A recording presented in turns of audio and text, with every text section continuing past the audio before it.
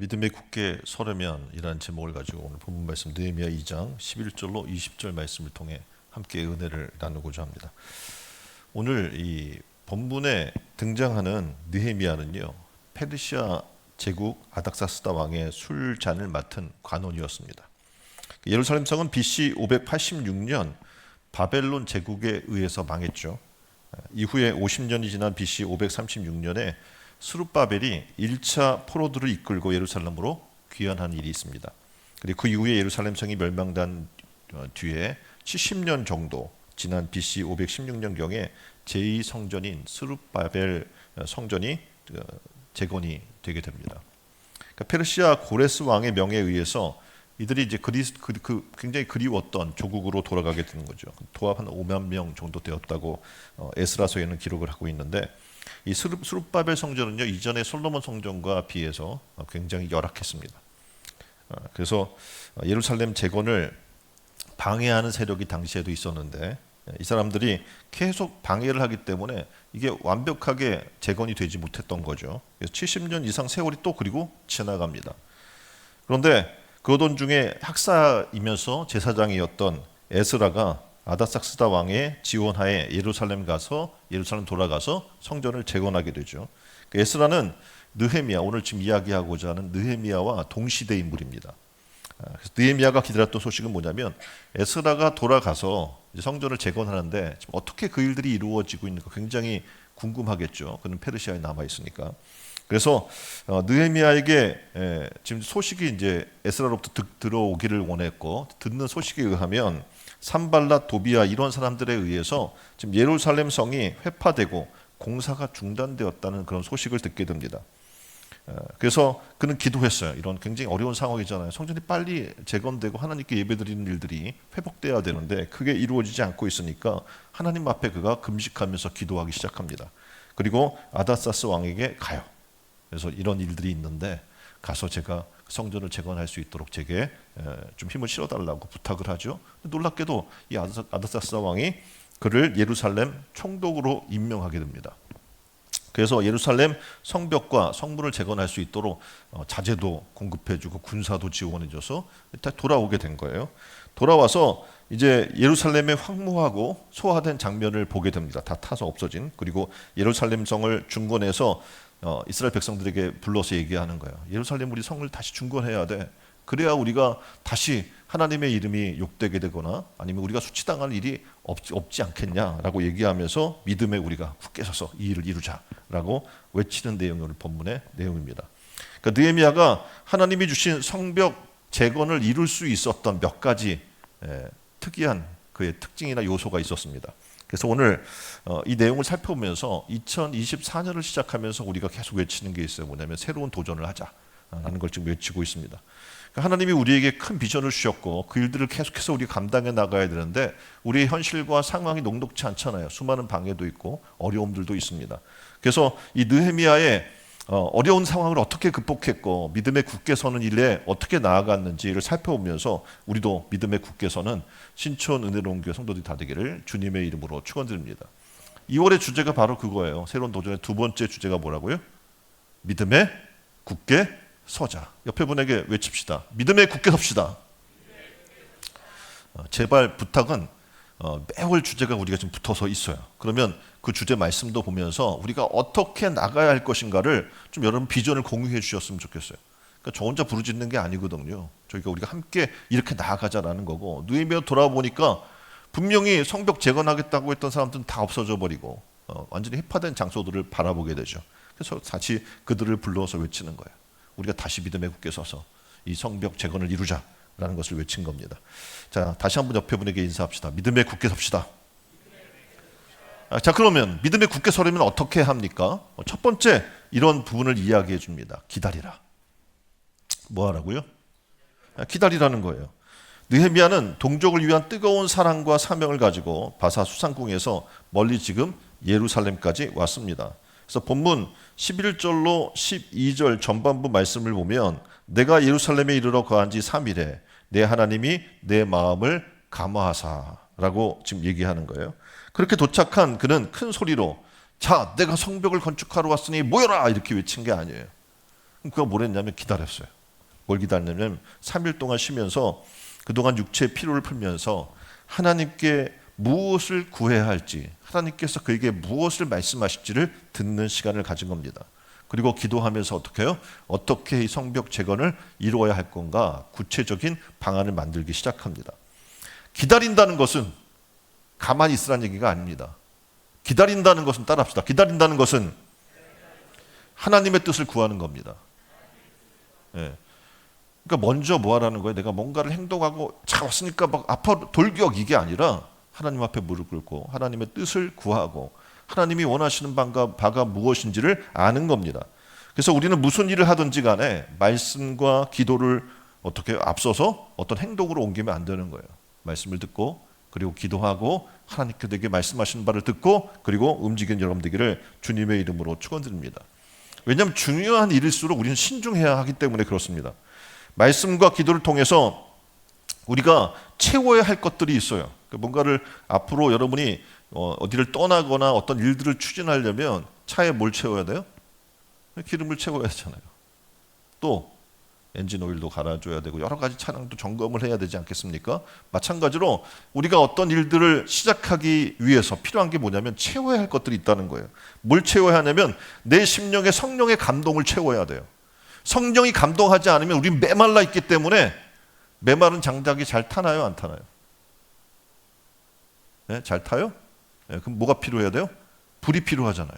그렇죠? 그럼 성령의 충만함을 받아야 한다는 겁니다. 그래서 성령의 충만함을 받으면 성령께서 우리에게 주시는 게 있는데 뭐냐면 지혜를 주셔요. 지식이 아니라 무엇을? 지혜를 공급해 줍니다. 그리고 용기를 주시는 거예요. 지금 어떻게 보면 반대 세력 있잖아요.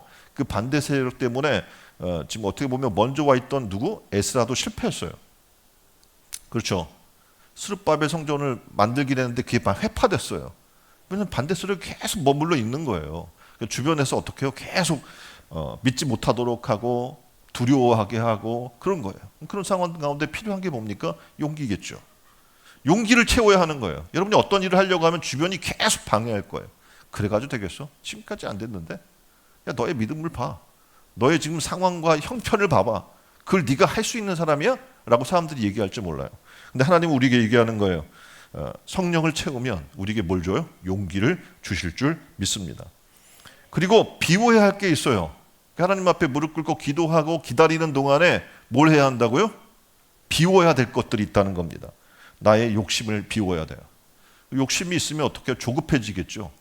서두르겠죠. 그럼 어떡합니까? 일을 그르치게 됩니다. 또한 자만심과 나태함이 있을 수 있어요.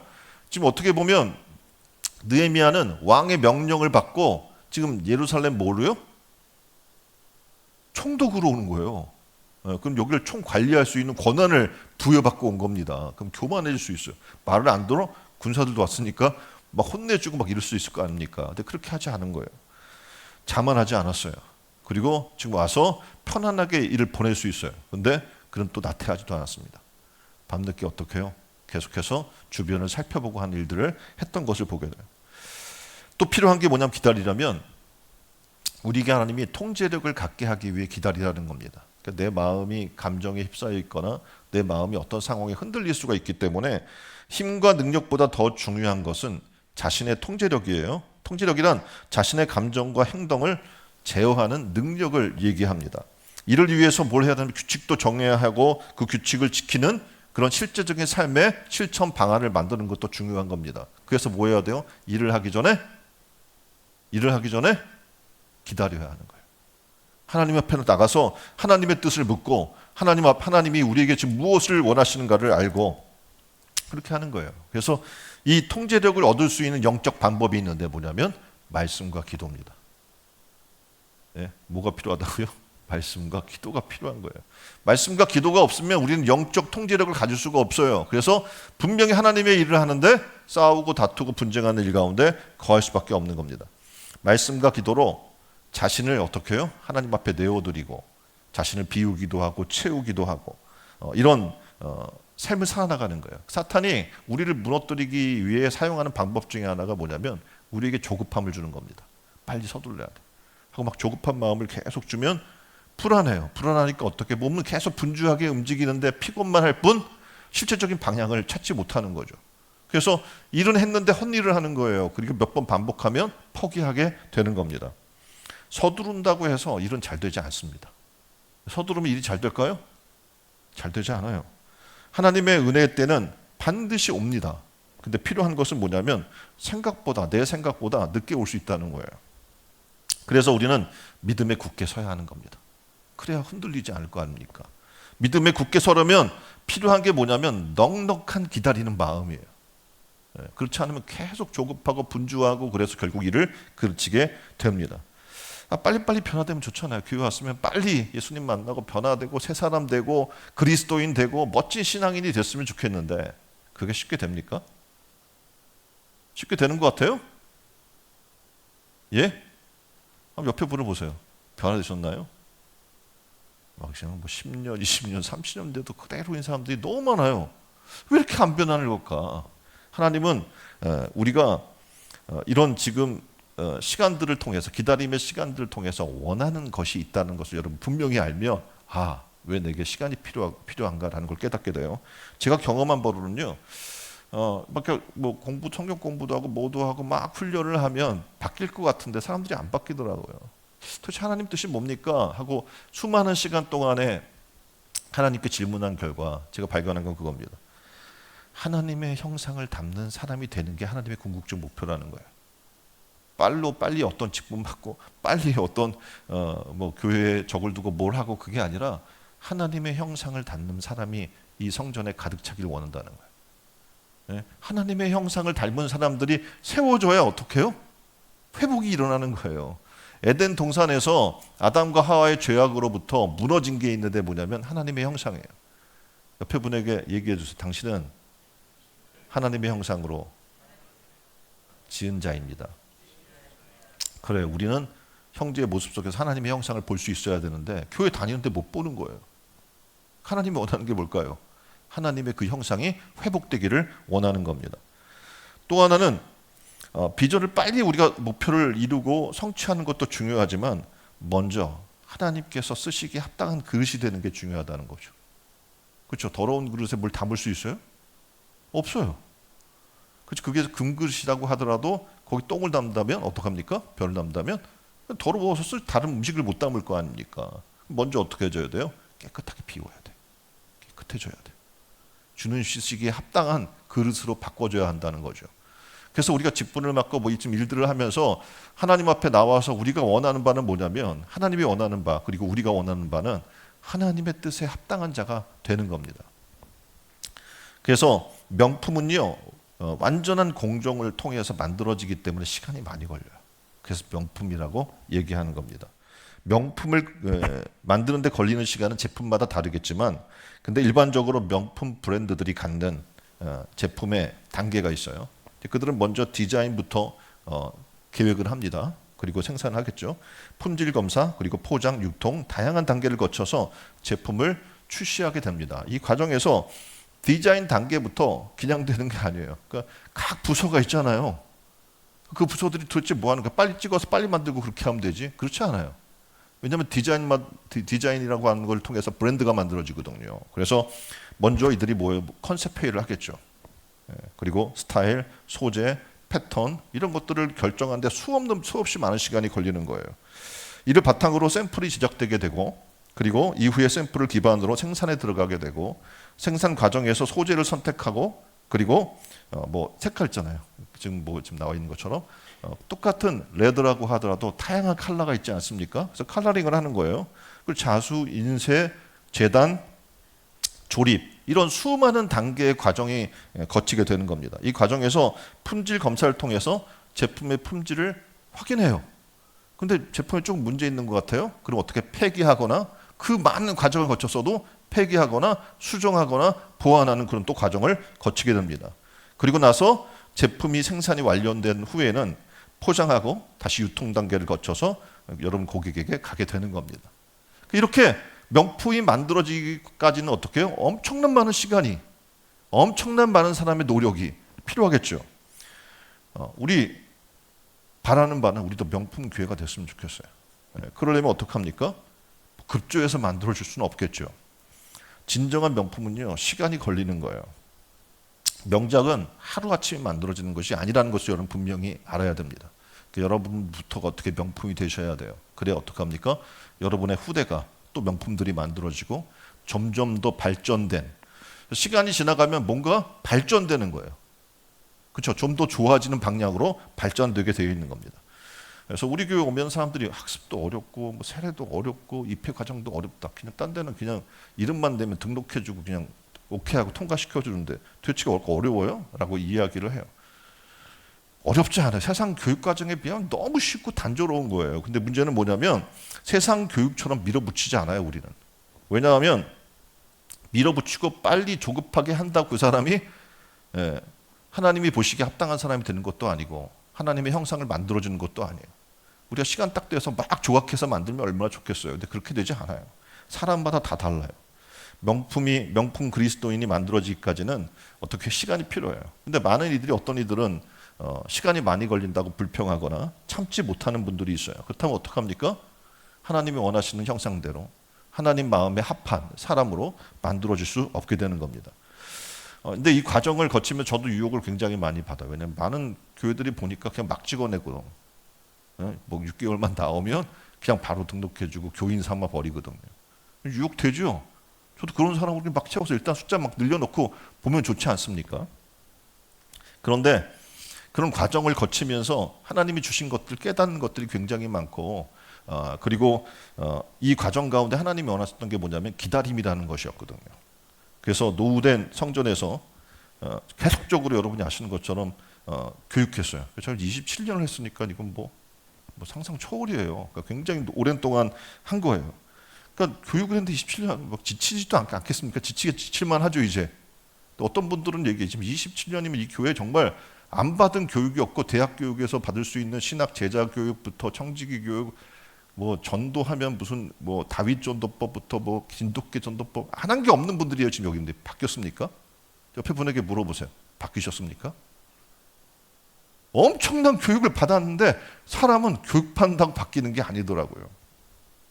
저도 지쳐요. 맨투맨으로도 계속 저의 시간이 엄청나게 많이 뺏기거든요. 잠도 못 자요. 피곤해요.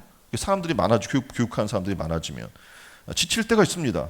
근데 하나님이 계속 주시는 게 있어요. 뭐냐면 이 기다림의 시간들이 낭비가 아니라는 거예요. 환경이 계속 변하죠. 그러니까 제가 지금 27년을 지금 담임하면서 환경이 무진장 많이 변했어요. 사람들이 밀물처럼 왔다가 썰물처럼 사라져 가버렸어요. 왜냐하면 재개발이니까 계속 3년 텀으로 이사하는 거예요. 그러면 교육해놓으면 떠나가고 교육해놓으면 떠나가고 이런 일들이 반복적으로 일어났어요. 수많은 영혼을 양육하면서 그때 하나님이 주신 게 뭐냐면 말씀과 기도를 통해 내 안에 영역이 만들어지는 거예요. 그러니까 수없이 교육했잖아요. 그러면 지친다. 또 하고 또 하고. 근데 하나님이 내게 영역의 능력을 더하여 주시는 것을 제가 발견하게 된 거예요. 27년 동안 쌓인 거예요. 더 놀라운 것은 정말 어려운 시간에 항상 사람들이 떠나요. 정말 훈련시켜놓고 사람 세워놓고 이제 동역자로 세워놨는데 떠나가 버려요. 정말 어려운 순간에 뒤도 안 돌아보고. 그 사람들을 보면서 하나님이 제게 뭘 배우게 하냐면 용서를 배우게 하는 거예요. 정말 화가 나거든요. 어떻게 이럴 수가 있냐. 그런데 용서와 너그러움을 배워서 나의 심력을 하나님이 키우게 만들어 주시더라고요. 또 성전 건축을 하게 되잖아요. 이게 지금 굉장히 오랜 시간 우리가 꿈을 꾸고 기다리면서 성전을 건축한 거예요. 어떤 사람과 상의할 수도 없고 뭐 투표를 해가지고 뭘 할 수 있는 상황이 아니잖아요. 하나님께서 이 과정을 통해서 정말 많은 교회를, 전국의 교회를 연구하고 보게 했어요. 그리고 수많은 이 건축 과정에 연합회나 이런 것들이 있으면 방문해가지고 미래의 비전을 어떻게 하면 그릴까 고민했어요. 지금 우리 설교 과정에서도 8번의 변경이 있었으니까 말 다 했죠. 그러니까 엄청난 하나하나 지금 이 공간에 있는 모든 것들이 하나하나 정말 세심하게 연구하고, 그러니까 이게 설계자의 손에 나올 수가 없잖아요. 이렇게 보시면. 그러니까 지금 우리에게 필요한 것이 무엇인지를 고민하고 만들어 나가게 만든 거예요. 그래서 미래의 비전을 꿈꾸고 그림을 그릴 수 있는 능력을 하나님이 제게 주신 겁니다. 그러니까 이 시간들이, 기다림의 시간들이 우리는 이렇게 팍 늘어나지 않았지? 우리는 팍 이렇게 되지 않았지? 절대 아니에요. 이미 그런 능력이 우리 안에 갖춰져 있는 줄 믿습니다. 그러니까 하나님이 우리에게 이런 기다림의 시간들은요, 이제 앞으로 세계적인 큰 일들을 우리가 감당하기 위해 하나님이 부여해 준 능력을 공급받는 시간이었고, 지금 여러분들도 어떻게 해요? 이미 잠재되어 있어요. 다만 그걸 터뜨리고 있지 않을 뿐이지, 여러분에게 다 교육 지금 누적된 게 있는데 이게 뭐 그냥 헛것이겠습니까? 그러니까 제발 되돌아보세요. 그리고 하나님께서 내게 베풀어 주신 은혜가 얼마나 큰 것인지를 깨달으시길 바랍니다.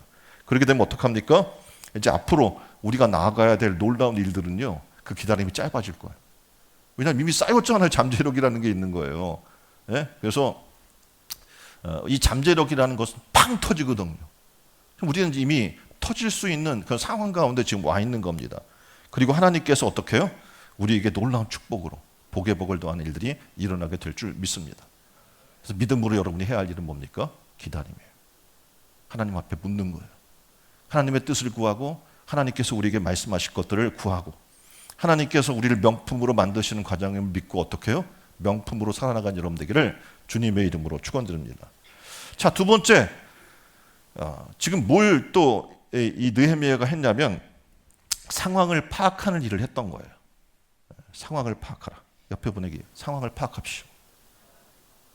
12절에 보면 예루살렘을 위하여 행하게 하신 일을 내가 아무 사람에게도 말하지 아니하고 밤에 일어나 두어 사람과 함께 나갈세. 내가 탄 짐승 외에는 다른 짐승이 없더라. 예루살렘에 도착한 지 3일이 지나니까 하나님께서 기도하고 하나님께 구했더니 하나님이 그의 마음에 감동을 주는 거예요. 성령의 감동을. 그래서 할 수 있다. 지금 막 폐허가 되고 막 무너져가는 이곳이지만 회복할 수 있다. 하나님이 하시면 할 수 있다라는 마음을 성령을 통해 감동을 준 거예요. 느헤미야 마음에. 이제 딱 봤을 때 반대 세력이 있고 도와주는 사람도 없고 사람들은 다 무너져 있는데 보면서 놀랍게도 그의 마음에 감동이 일어나니까 고백하는 거 할 수 있다. 하나님이 함께 하시면 할 수 있다.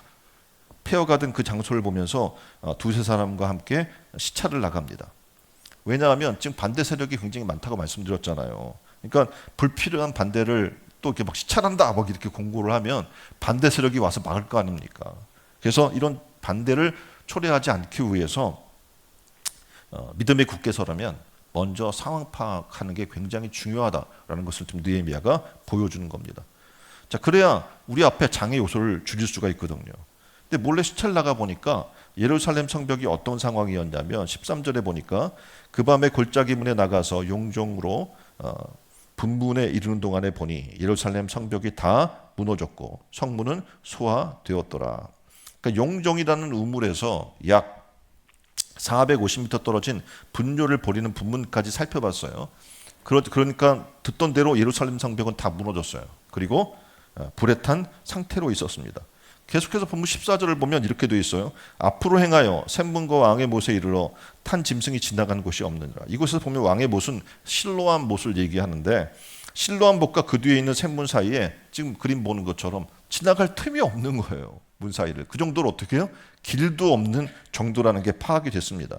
그래서 이제 어떻게 하면 이 성전을 하나님 앞에 재건에 올려드릴 수 있는가 구체적인 이제 길을 만들어야 되고 뭐 해야 되고 뭐 해야 되는 구체적인 안들이 떠오르게 되겠죠. 그래서 여러분들도 이 성전에 꿈꾸려면 이 성전을 자주 와봐야 돼요. 그럼 어떡합니까? 그림들이 그려지는 거예요. 지금 어떻게 보면 청전에도 지금 방 만들어 주니까 자주 모여 거기. 모이니까 뭐가 어떤 생각 들어요? 아, 여기다 뭐가 떠났으면 좋겠다. 여기는 어떻게 꾸몄으면 좋겠다. 라는 게 보이기 시작하잖아요. 마찬가지예요. 하나님의 성전도 오면 내가 무엇을 해야 할지 하나님이 보여주기 시작합니다. 그래서 좀 더 어떻게 해요? 하나님의 일을 구체화시킬 수 있는 일들의 은혜가 우리 가운데 있는 거예요. 우리도 믿음에 굳게 서려면 말씀과 기도를 앞세우면서도 다양한 어떻게 해요?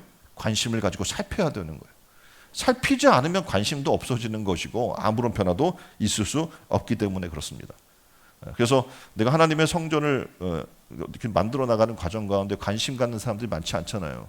근데 저는 엄청나게 관심이 있으니까 여러분이 앉아있는 이 의자 하나를 선택해서 주문하기까지 엄청난 많은, 그러니까 모든 교회에 어떤 의자가 놓여있나 가서 보기도 하고 또 지금 이 상황에 우리한테 가장 맞는 컬러, 또 그 좀 앉을 때 편한 것, 그리고 좀 음성이 있으면 여기가 통으로 이렇게 돼 있잖아요. 기둥이 거의 없고. 그렇잖아요. 그럼 울림이 굉장히 심하거든요.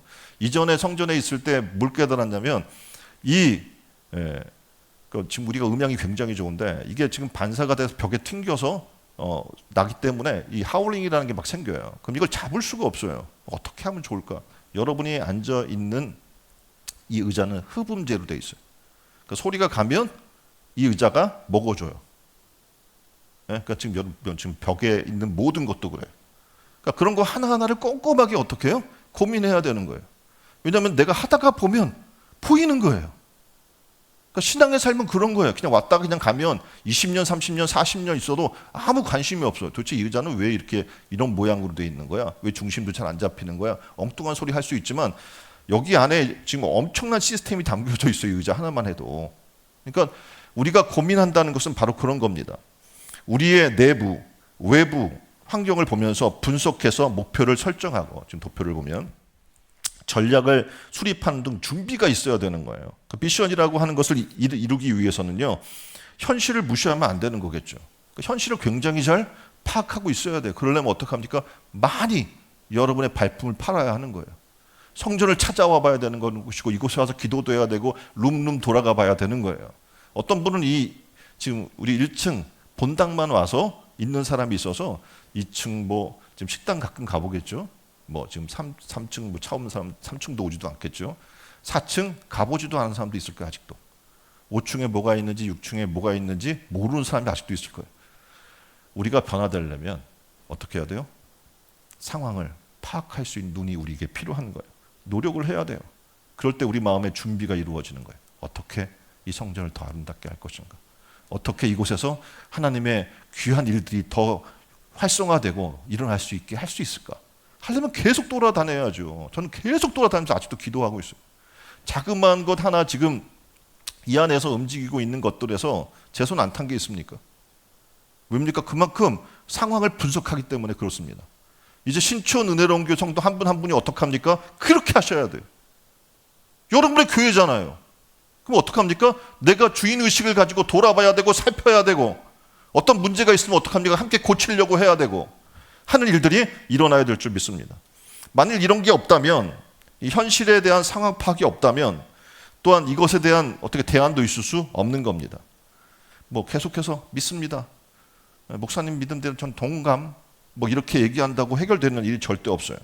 있으면 어떡합니까? 이제 함께 상황의 분석에 나서야 하고 계획과 준비와 노력이 필요한 거예요. 자, 세 번째, 놀랍게도 느헤미야가 한 일은 뭐냐면 동기를 부여하고 서로 격려한 겁니다. 뭐 했다고요? 동기를 부여하고 서로 격려한 겁니다.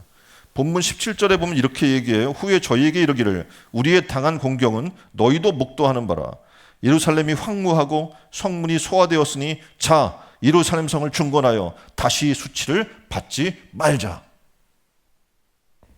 지금 이들이 어떻게 보면 각계각층의 사람들을 지금 불러서 이들에게 동기부여를 하는 거예요. 너희가 언제까지 이 도비와 산발랏 이런 사람들한테 수치당하면서 모욕당하면서 성전 지금 건축도 못하고 하나님의 백성이 하나님 앞에 제대로 예배도 못 드리고 언제까지 그럴 거야?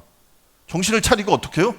다시 일어나서 그런 수치를 당하지 않고 하나님께 영광 돌리는 삶을 우리가 살아야 되지 않겠어? 라고 지금 외치는 거죠.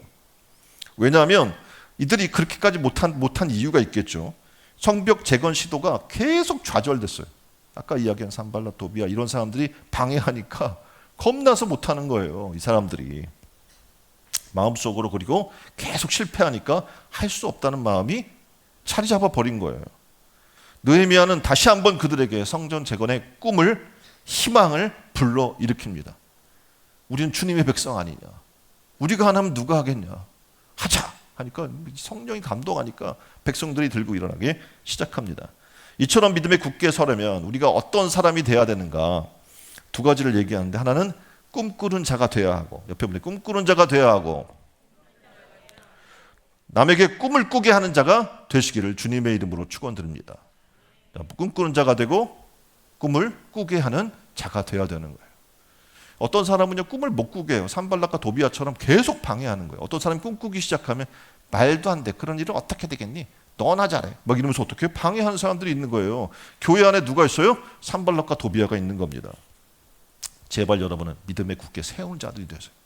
설려고 하는 사람 방해하거나 설려고 하는 사람 끌어내리거나 무너뜨리는 사람이 단 한 명도 없기를 주님의 이름으로 축원드립니다. 2024년은 새로운 도전이 바로 그거예요. 저는 이제 가만 보지 않겠습니다.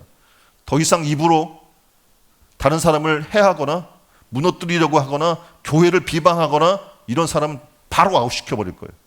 이제 어떻게 여러분이 입을 단속하세요. 왜냐하면 더 이상 우리는 그런 사람과 함께 할 수 없어요. 믿음의 사람, 믿음에 굳게 세워서 나갈 수 있는 사람들이 어떻게 해요? 모여있는 곳이기 때문에 그래요. 더 이상 그런 사람에게 발목 잡힐 시간이 이제는 우리는 없어요. 이제 우리는 어떻게 합니까? 믿음에 굳게 서서 꿈을 가지고 꿈을 나눠주는 그런 사람으로 서시기를 주님의 이름으로 축원드립니다. 지금까지 믿음에 서는 사람이 아니었다면 이 시간 회개하세요. 그리고 하나님 앞에 구하세요. 하나님, 내가 믿음에 서는 사람이 될 뿐만 아니라 다른 사람을 믿음에 굳게 세우는 사람이 되게 하여 주옵소서. 자, 믿음에 굳게 선 사람의 또 하나의 특징은 이렇습니다. 아무리 상황이 정만적이라도 세 가지가 있어요. 뭐래요? 희망을 말하고, 따라서 합니다. 희망을 말하고, 구체적 목표를 제시하고, 동기를 부여할 줄 알아야 한다. 세 가지를 기억하시고 여러분 그런 삶을 사시기를 주님의 이름으로 축원드립니다. 여러분의 입을 열면 희망을 말해야지, 안 된다는 얘기하면 안 되는 거예요. 이제는 희망을 말하세요. 구체적인 목표를 얘기하세요. 우리의 비전이 있지 않습니까? 2030의 비전. 모이면 비전을 이야기해야죠. 그리고 어떻게 합니까? 서로 할 수 있다라고 한 동기를 부여하는 자가 되어야 될 줄 믿습니다. 희망과 긍정을 말하면요, 하나님께서 들어주셔요. 근데 여러분이 절망과 부정을 말하면 그것도 하나님이 들어주셔요. 그래서 어떻게 해요? 절망하는 자, 그리고 무너지는 자가 되게 되는 겁니다. 자, 따라해 볼까요? 우리는 행복할 수 있습니다. 믿습니까? 우리는 부흥할 수 있습니다. 옆에 분이 다시 한번 쳐다보면서 우리는 부흥할 수 있습니다. 자, 시작. 자, 우리는 사명을 이룰 수 있습니다. 못할 게 뭐가 있어요? 저는 못할 게 없다고 생각해요. 왜냐하면 저의 삶이 그랬어요. 하나님이 능력 주시면 못할 게 없는 거예요. 지금 우리 교회는 우리 교단에서 산 증인입니다. 왜입니까? 정말 아무것도 없는 교회가, 정말 사람도 뭐 그냥 정말 그런데 이런 놀라운 일을 일어나고 우리 교단에 이만한 교회가 없거든요. 지금 이런 도시 서울 중심에 지금 이렇게 세워진 교회가. 이제 우리는 가끔 문제가 있어요. 우리 앞에. 그럴 수 있잖아요. 그런데도 이 문제를 충분히 극복할 수 있는 줄 믿으시기 바랍니다. 우리는 극복해왔고 앞으로도 극복할 것이기 때문에 그렇습니다. 이런 동기부여를 위해서 느헤미야가 한 일이 있어요. 뭐냐면 그는 느헤미야 2장 18절 전반부 말씀 보면 이렇게 얘기해요.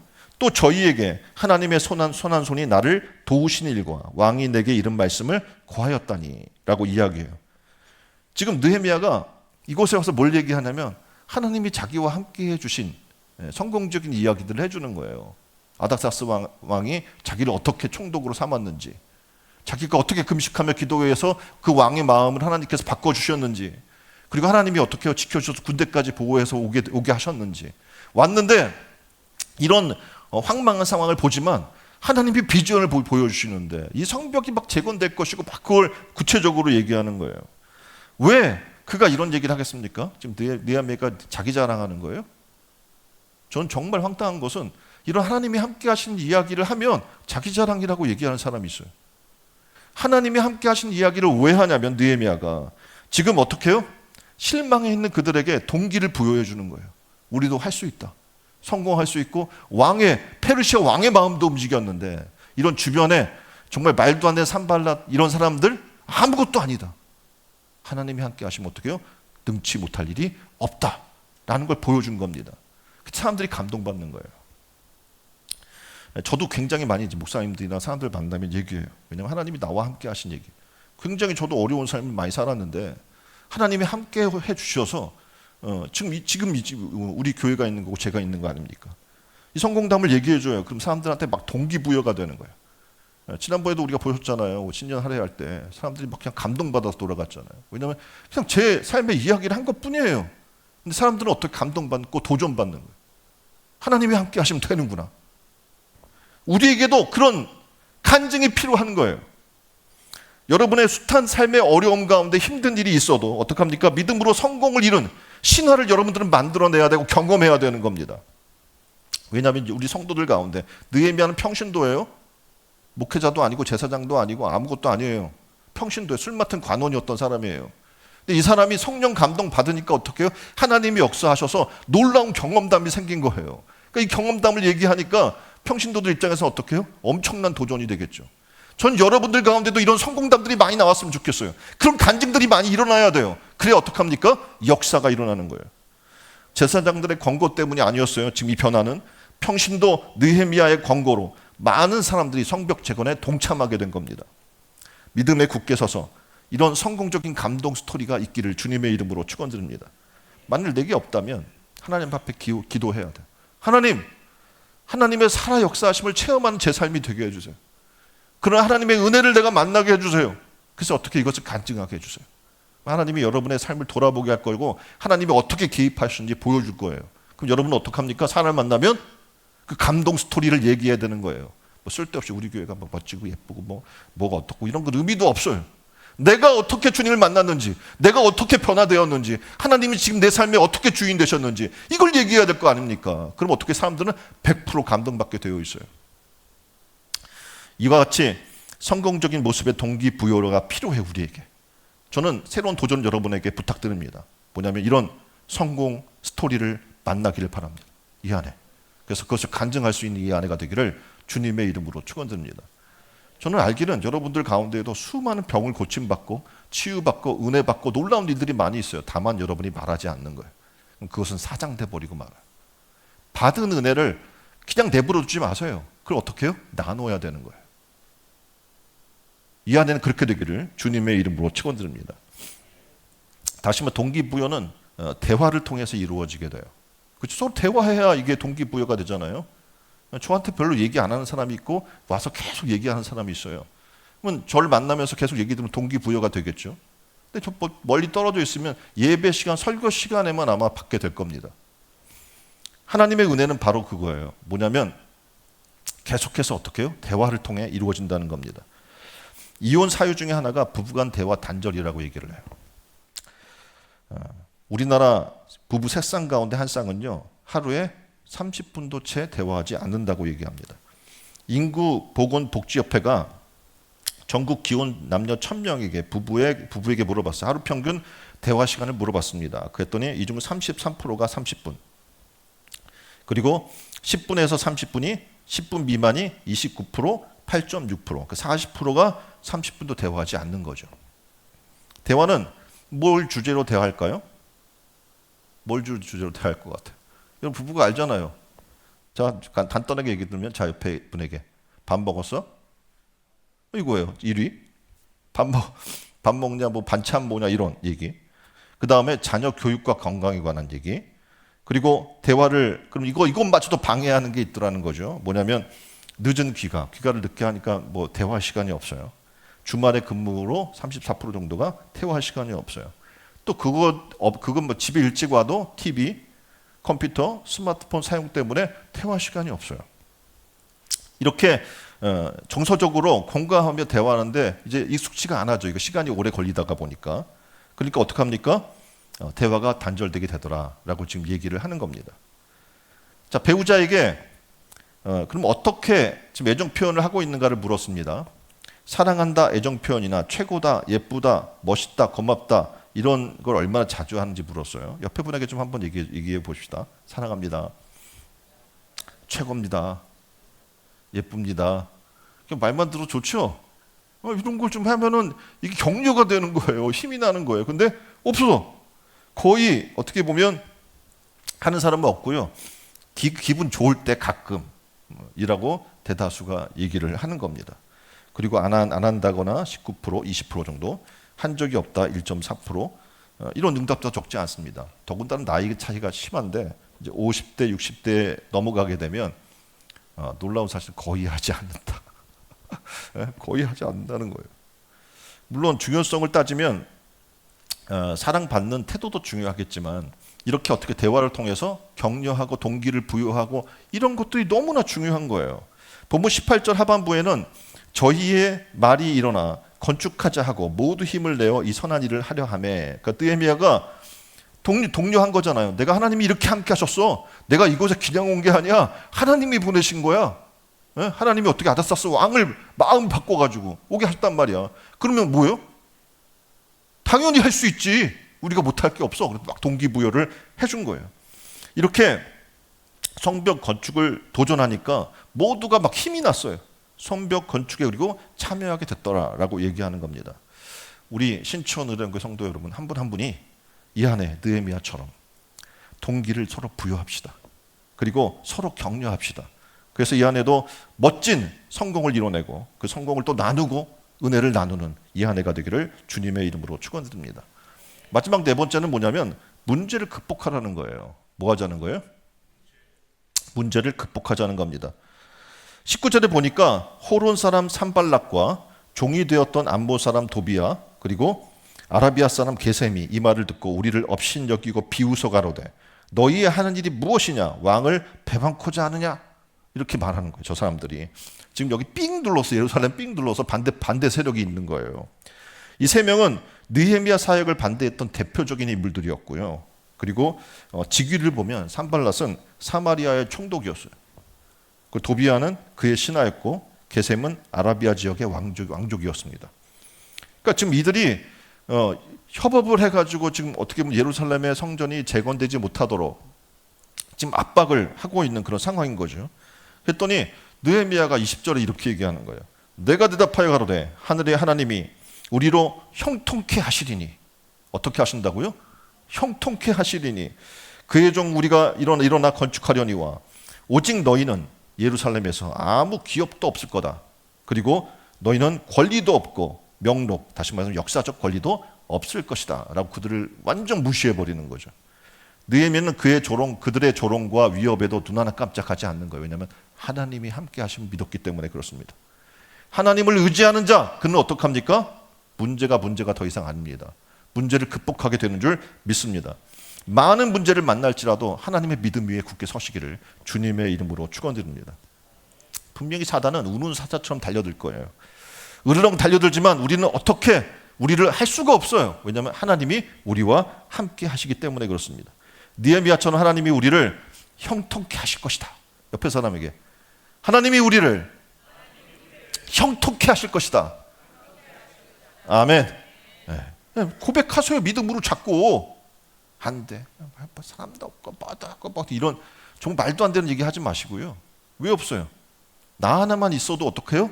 가정이 바뀔 수가 있어요. 나 하나만 있어도 동네를 바꿀 수가 있어요. 사람이 있어요, 없어요? 내가 있으면 엄청나게 많은 거예요. 그래서 느헤미야처럼 고백하세요. 하나님이 우리를 형통케 하실 것이다. 우리는 이길 수 있다. 이런 최종 승리의 확신을 가지고 나간 겁니다. 그랬더니 문제가 극복된 겁니다. 사람 몸에는 300개 가량의 작은 암세포가 계속 생겼다 없어지는 거예요. 그 암 덩어리가 생기기 전에 우리 몸에 수많은 세포가 있잖아요. 난 300개 가량이 암세포래요. 있는 거 여러분 몸에 지금 그게 근데 면역력이 떨어지고 그러면 그게 공격을 해서 방어 능력이 없으면 암이 걸리는 거예요. 그런데 수없이 우리 몸에 알지 못하는 엄청난 세균이 침입을 해서 어떻게 보면 공격을 당하고 있는데 대다수는 병에 안 걸리고 살아요. 이유인즉슨 우리의 몸은 그 세균을 이길 수 있는 면역세포가 있기 때문에 그렇습니다. 그래서 우리가 문제가 닥쳐도 이런 면역세포가 든든히 있으면 아무 문제가 없는 거잖아요. 뭐 또 바이러스가 막 돌아다녀도 젊은이들은 별로 걱정하지 않아요. 왜냐하면 면역세포가 강하기 때문에 그렇습니다. 노약자, 다시 말해서 어린이, 연로하신 분들은 어떡합니까? 면역세포가 떨어져 있어서 그 암세포나 이런 세포들을 이길 힘이 없기 때문에 그런 거죠.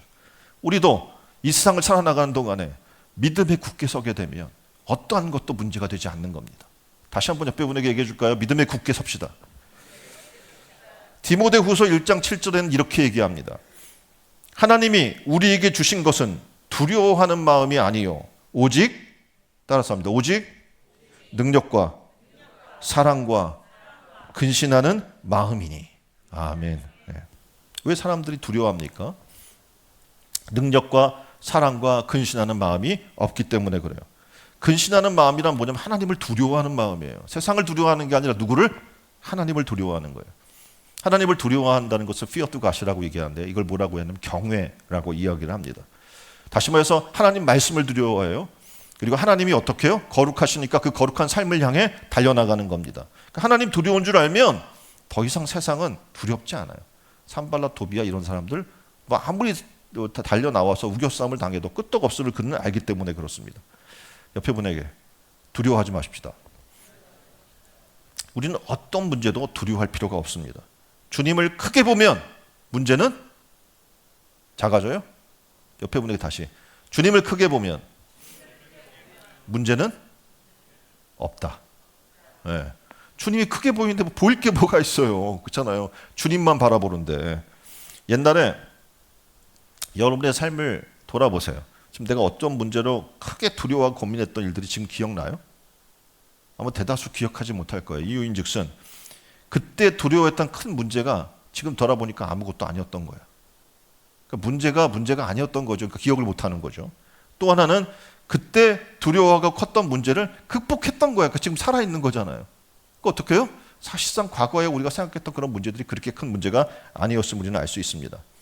여러분이 지금 이 순간 살아나가면서 기억해야 될 중요한 한 가지가 있습니다. 뭐냐면 마태복음 10장 30절에서 하시는 말씀이에요. 자, 머리털이 있죠. 예? 하나님은 어떻게 해요? 10장 30절에 머리털까지 세신 바 되었다. 하나님은 여러분을 얼마나 사랑하고 하나님은 여러분을 얼마나 생각하시는지 여러분 머리털 몇 개인 줄 알아요? 아는 사람? 어제 내가 다 한 줄 한 줄 이거 셌어. 오늘 일어나 보면 분명히 머리털이 다 빠져 있을 거예요. 막 빠져 있고 그래가지고 그 숫자가 아니야. 근데 놀랍게도 하나님 그 머리털 다 세신 바 되었다고 얘기하고 계시는 거예요. 그 정도는 하나님 우리를 잘 알고 계십니다. 그 정도는 하나님 우리에게 관심을 갖고 계신다는 사실을 기억하세요. 우리의 사정과 우리의 눈물과 우리의 한을 하나님은 어떻게 해요? 다 알고 계신 겁니다. 그렇다면 이 하나님과 함께하면 우리는 고민이 있을 필요가 있어요? 없습니다. 어떤 절망적인 순간을 만나더라도 그 하나님을 믿는다면, 믿음 위에 굳게 서 있다면, 우리는 그 믿음을 포기하지만 않는다면 하나님이 반드시 우리를 승리 있게 하실 줄 믿습니다. 그리고 어려울 때일수록 우리가 해야 할 일인데 뭡니까? 오직, 따라서 합시다. 오직 믿음으로 진수를 보이리라. 신촌은혜로운 교회가 이 한 해 새로운 도전이 바로 그겁니다. 믿음의 진수를 보이는 거예요. 야, 믿음이란 이런 거야. 믿음의 삶은 이렇게 사는 거야. 라는 진수를 여러분 주변에 보여주세요. 그럼 여러분은 어떻게 해요? 하나님이 기뻐하시는 마지막 때의 믿음을 보겠느냐 하는 그 사람이 될 줄 믿습니다. 아무리 어려운 상황에도 믿음을 잃지 않고 비전을 이루는 축복의 때가 올 줄 믿습니다. 오늘 주신 말씀처럼 따라합니다. 첫 번째,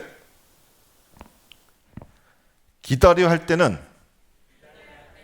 넉넉히 기다리고 땀을 흘려서 상황을 파악하고 좋은 영적 친구를 두어 서로에게 동기를 부여하고 믿음으로 문제를 극복함으로 믿음에 굳게 서는 성도들이 다 되시기를 주님의 이름으로 축원드립니다. 오늘 지금 이 말씀을 들었어요. 이 말씀 가지고 하나님, 우리가 믿음에 굳게 서기를 원합니다. 특별히 2월 한 달 믿음에 굳게 서자라는 주제로 나가는데 하나님, 우리가 이 믿음에 굳게 설 수 있도록 이 시간 우리에게 믿음을 주옵소서. 성령으로 우리 안에 내재하여 주셔서 모든 두려움을 극복하고 담대함과 용기와 하나님의 능력으로 체험받는 우리가 되게 해주셔서 새로운 도전을 우리가 두려워하지 않고 그것을 다 감당해낼 수 있는 우리 모두가 되게 해달라고 다 같이 한 목소리로 기도하겠습니다. 기도합니다.